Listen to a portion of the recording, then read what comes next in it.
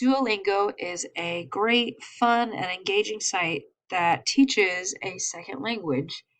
And I've had parents ask me for suggestions of an extracurricular activity for their children to do when they've already achieved everything they need in the grade level that they're at. And I feel like this would be a great site for parents to use um, to fulfill that need. It's free and it works on any device.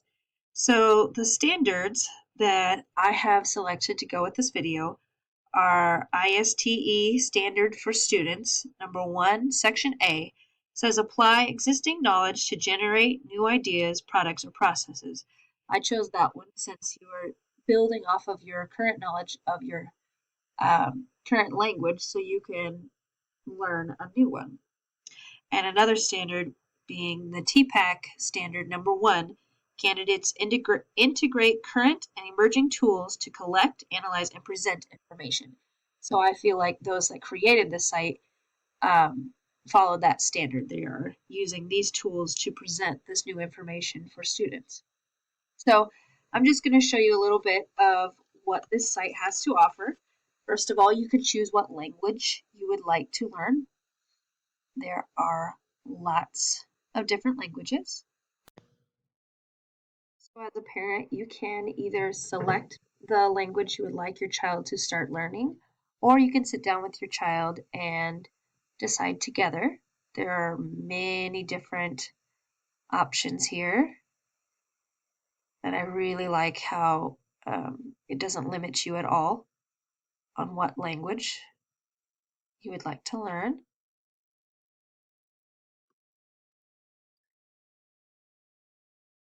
Just have a look at all some of these here. We have Polish, Ukrainian, you can learn Hebrew, Vietnamese, Greek, Romanian, lots and lots of different languages. So for this video, I have selected Spanish. So I already have a class going. And as a parent, you could set the daily goal that you have for your child. You can select how much you would like them to be learning each day. So it's kind of like you're the tutor for your child without having to actually know the information. This site does all the work for you. So you can just go into the account and set what kind of goal you have. We'll go back to where we were here. And each lesson is broken down into categories. It starts you off with the basics, and then it'll work your way up the more and more you progress. And it even allows you to test out of the skills. So if your child has already been in Spanish lessons, for example, and you think that they might know all of this information, they could take a little test and it will decide whether or not they need to take these lessons or not. And if they don't, then they can just move on to the next part.